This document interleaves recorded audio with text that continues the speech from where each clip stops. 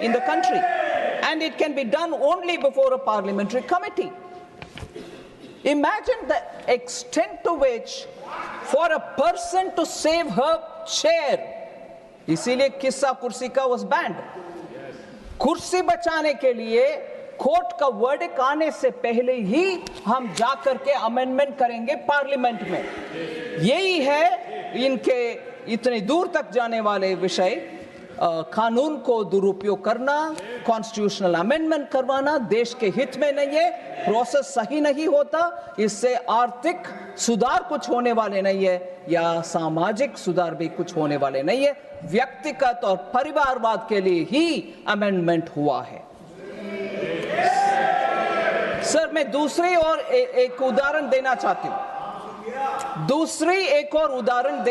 हूं. जिससे सामाजिक सुधार के लिए अगर कोर्ट से एक ऑर्डर आता है, उसको भी क्योंकि हमारे राजनीति के लिए वो उचित नहीं है, इसीलिए सामाजिक न्याय दिलाने वाले कोर्ट के आदेश के खिलाफ आकर के अमेंडमेंट कानून को करते हो हाउस में.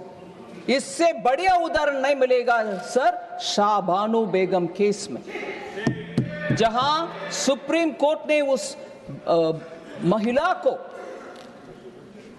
न्याय दिलाने के लिए, एलिमनी देने के लिए, डाइवर्स के बाद जो पैसा मिलना चाहिए वो दिलाने के लिए कोर्ट से जो आदेश आया, the Congress party passed the Muslim women protection of rights on diverse Act 1986, which denied, it's very important, it denied Muslim women their right to alimony. सामाजिक न्याय, महिला के लिए न्याय मिलना नहीं चाहिए, चाहे वो कोर्ट में से आता है या कुछ और जगह से आता है, हम कानून से उनको नकार देंगे.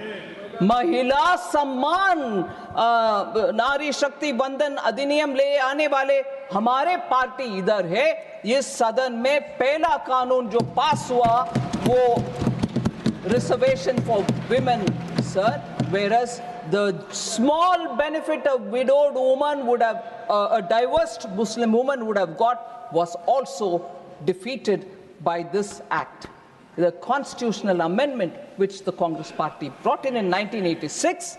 So my test again, sir, neither samajik nyay, nor arthik nyay, nor the process, nor the constitutional spirit, nothing of this was respected.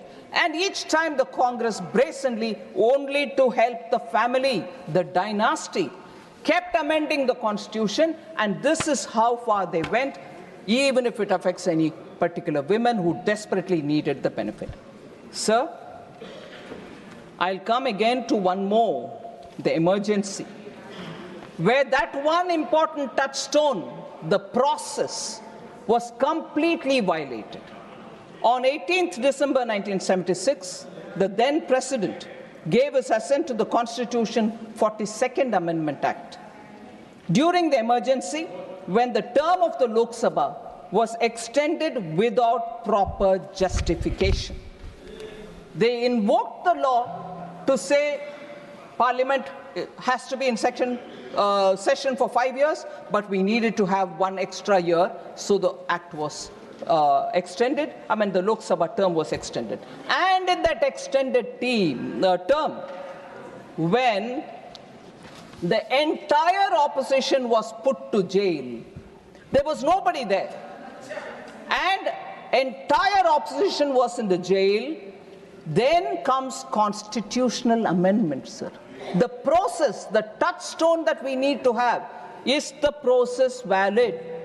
That was a total invalidated process, and therefore I would think this is a blatant abuse which the country majorly agreed on.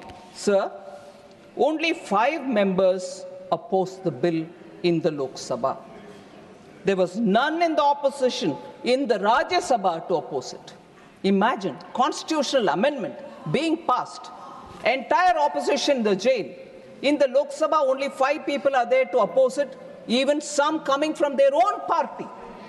And at the Rajya Sabha, no opposition. But constitutional amendment changing the preamble itself happens. The alteration of the preamble to include socialist and secular highlights the disrespect and disregard the Congress has for constitutional processes, principles, and institutions. Sir, the amendments were not about strengthening democracy, sir, but protecting those in power. Again, the process is used for strengthening the family. Sir, Baba Saheb Ambedkar had argued, and I quote, talking about whether the word secularism, talking about whether the word socialism should be included in the Constitution. Baba Saheb Ambedkar argued, I quote, I do not see, therefore, why the Constitution should tie down the people to live in a particular form and not leave it to the people themselves to decide it for themselves, unquote. And therefore, in the original Constitution, the word socialism was not there, as much as the word secularism. So 21 MPs, all opposition, belonging to all opposition parties, were held in jail. Manya Advani ji, Manya Atal ji were all in jail under Preventive Detention Law, Maintenance of Internal Security Act 1971, the infamous MISA. And I know of political leaders who have chosen to have their children named after MISA to remember those black days. And now they wouldn't even mind having alliance with them. Sir, all these together turned the Constitution into a qualitatively different text from what it was originally as adopted in November 26. So I'd just like to come here for one observation. Opposition member, respected Jairam Rameshji, refers to the work of Granville Austin with a left-handed compliment saying, we read it, but does anyone in the ruling party read it? Sir, and he says, masterly book, yes, masterly book. He tells the full story of the amendment carried out till 1980. So I'm starting from 51, and I'm also going on that journey, talking about amendments, their purpose, their intent, their process. Now, since Jairam Ramesh has mentioned it, and there is some Granville Austin's line that I like to quote back to him. Sir, emergency, 42nd Amendment Act, the landmark Keshwananda Bharati case of 1973, the basic structure, doctrine, whole lot of things. In the words of that masterly Granville Austin, I quote, sir, the important constitutional development of the emergency, other than its very imposition, was the enactment of the 42nd Amendment. Austin says this. And he further says, coming in November 1976, the amendment demonstrates the progression of the Prime Minister, referring to Mrs. Indira Gandhi. I really quote again. Coming in November 76, the amendment demonstrates the progression of the Prime Minister and her government from having near absolute power without a coherent program, other than the protection of her prime ministry to power expressed through fundamental constitutional change. So, unquote. Exactly the point that I'm putting forth about emergency, the way in which 42nd Amendment passed through, how opposition leaders were all in the jail, not one person to oppose in the Rajya Sabha, in the Lok Sabha, just 5 of them speaking against it. When Granville Austin has said this, poor Jairam Ramesh did not mind quoting something else from Austin, but ignored this. Point proves. So the selective. Please, आप आप बैठ जाएं। माननीय शक्ति सिंह जी, आप जगह ने please.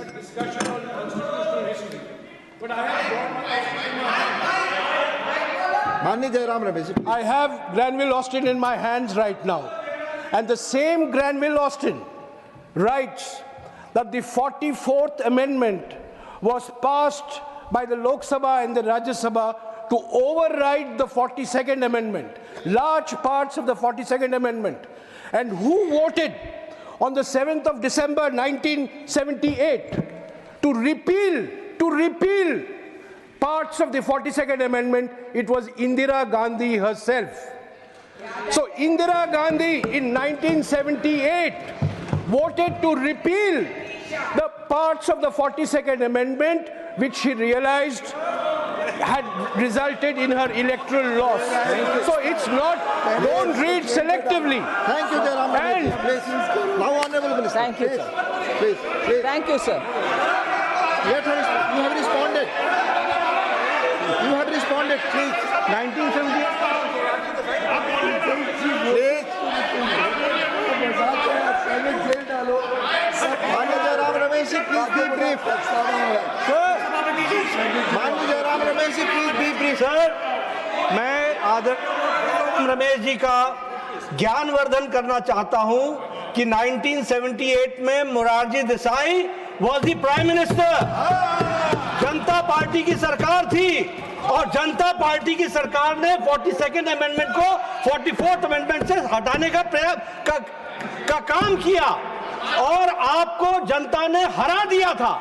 Shrimati Indira Gandhi was no more the prime minister, and when she was the prime minister, तब उन्होंने हर तरीके से प्रजातंत्र को रोकने का, गला घोटने का काम श्रीमती गांधी ने किया था। माननीय जयराम जी, प्लीज। मुझे सुना नहीं, मुझे ठीक तरीके से उन्होंने सुना नहीं। मैंने कहा था 44th अमेंडमेंट आया 1978 में, मोरारजी भाई प्रधानमंत्री थे और 6 दिसंबर 1978 में लोकसभा में इंदिरा गांधी जी ने वोट किया 44th अमेंडमेंट के लिए। यही तो मैंने कहा था। Honourable minister, please. माननीय मंत्री जी, सिर्फ माननीय मंत्री जी की बात रिकॉर्ड पे जाएगी, please. Thank you very much, sir. And I fully accept Jairam Ramesh's observation. Obviously, Leader of the House was right in saying Morarji Desai was the Prime Minister, and during the voting, Srimati Indira Gandhi had said that, and she supported the changes in the changes to the 42nd Amendment. Very well. But the idea that I have right from the beginning said, yes, Der Aya Durustaya is what the Hindi language gives me, but the fact remains, and I'm glad that she changed her mind. It was such an improper thing to do during an extended tenure of the Parliament, and an improper thing, even worse, to do, putting the opposition and then seeking a constitutional amendment. So at least in 78, after a massive defeat, which of course later she overturned and won the election and came, that's a process, that's an electoral process. That is the electoral process, and electoral process does teach lessons. Does teach lessons, and Srimati Indira Gandhi learned that lesson. I want to say this to the Congress party today.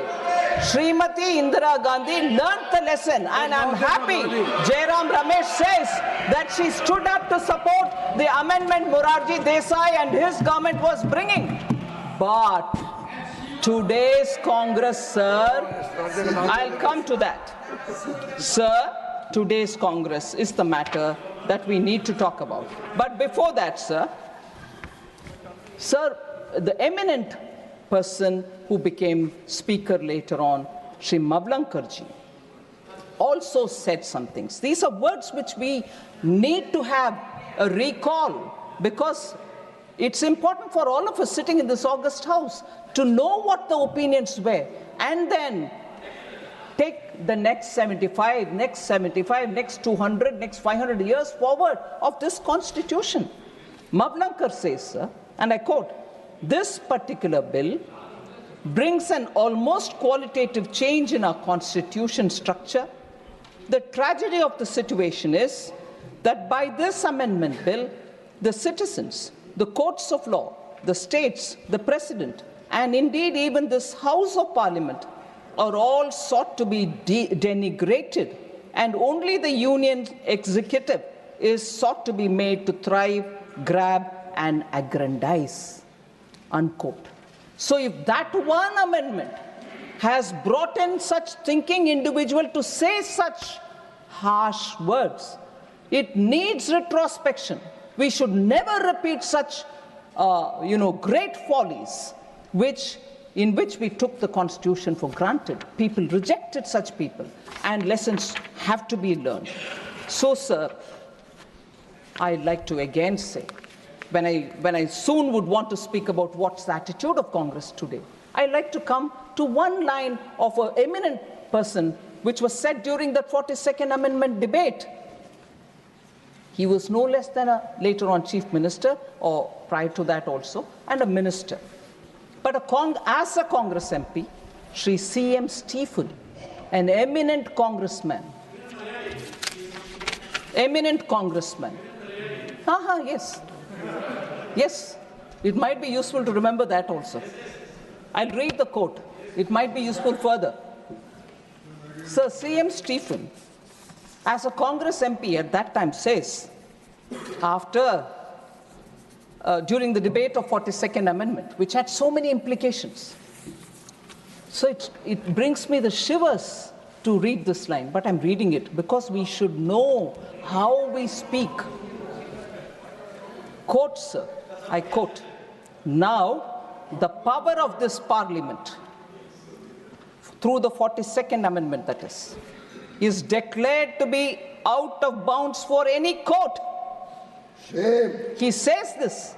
Now the power of this Parliament is declared to be out of bounds for any court. It is left to the courts whether they should defy it. He continues, "I do not know whether they will have the temerity to do that. But if they do, that will be a bad day for the judiciary. The committee of the House is sitting with regard to the inquiry into the conduct of judges. We have got our methods, our machinery." Unquote. Sir, imagine if today one of our MPs would say, anywhere, would say this and say the temerity of the judges, the courts, but no, what we hear from Congress today, oh, you are undermining institutions, you have no respect to the Constitution, you that, you this. Look at this one statement, sir. And during emergency, passing the 42nd Amendment, the attitude of Gamand, the Gamandiya Gadbadhan, even today, but then they spoke that, passing the 42nd Amendment.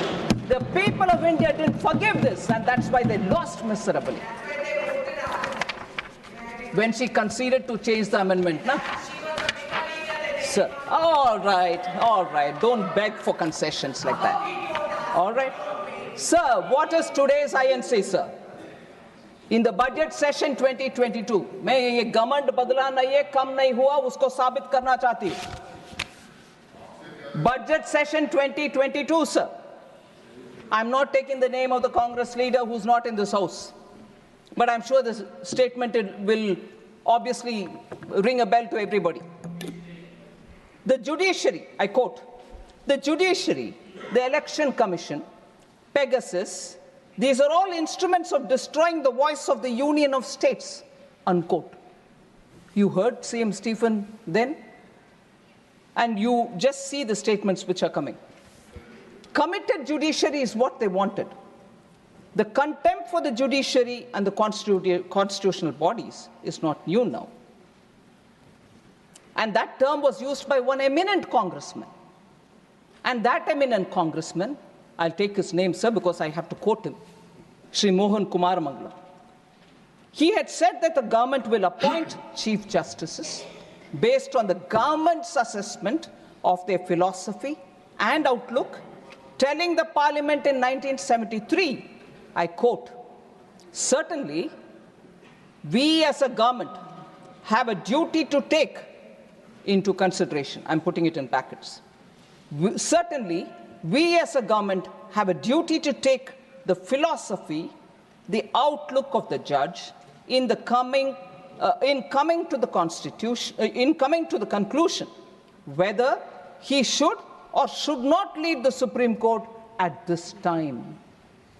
I repeat this quote, sir. Certainly, we as a government have a duty to take the philosophy and the outlook of the judge in coming to the conclusion whether he should or should not lead the Supreme Court at this time. Unquote.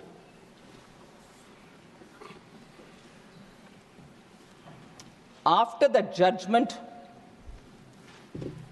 on Keshwanand Bharati case, sir, you're an eminent senior who became a senior advocate at a very young age, and I stand before you talking small things about judiciary. Pardon me if I have any, oversight which has not worked well. A day after the historic judgment in April 25, 1973, in the Keshwanand Bharati case, in which the majority declared that the Parliament cannot alter or abridge the basic structure of the Constitution, Srimati Indira Gandhi was furious with the judgment because it constricted the party's plan to bring in major amendments. So the three judges, this is what I want to highlight, committed judiciary. If they are not there, we'll do what we want. So the three judges were accorded swift punishment via suppression on April 26, and Justice A.N. Ray, who did not subscribe to the majority decision, was elevated. After Ray retired in 77, again, Srimati Indira Gandhi government gave supersession, superseded the senior most candidate, Justice Hansraj Khanna, to appoint Justice Mirza Hamidullah Beg as the Chief Justice. So it is really sad that the test that I'm putting each one of these amendments, whether they was in line with the constitutional spirit, whether the process was followed, whether the large economic good was considered, or social good was considered as an objective, none of them meet that. The OBC Commission is something which I want to in contrast mention. How our intent, Prime Minister Modi was clear. The OBC Commission will have to be set up, and constitutional amendments have to empower communities and not put them at a disadvantage. But therefore, the 102nd Constitutional Amendment Act was brought in 2018 and inserted Article 338B. But what's the contrast, sir, with the Congress? In 1950, Kaka Kalekar Commission was formed, but Congress prevented its report from being published. Dr. Ambedkar was of the view that Pandit Nehru was not concerned about the welfare, was not concerned enough about the welfare of the SCs. I quote Baba Saheb Ambedkar, "From the very first election, we have been fighting against the Congress because it is unnecessarily interfering with our rights. Just see the leader of the Congress party, Pandit Nehru. He has delivered 2,000 speeches during the last 20 years, but he has never spoken about the welfare of scheduled castes even once." This is Baba Saheb Ambedkar's words. So from this, he further says, from this you can judge what sympathy the Congress party can have for our people when its leader is so much adamant. Unquote. Sir, this is said several times, but it's worth saying now. Congress did not even allow Baba Saheb's photo to be installed in the central hall of the old Parliament House for decades. He was, of course, denied Bharat Ratna. Similarly, the Mandal Commission was created to provide reservation for backward classes. But Mrs. Indira Gandhi or even Sri Rajiv Gandhi opposed it, delaying 27% reservation for the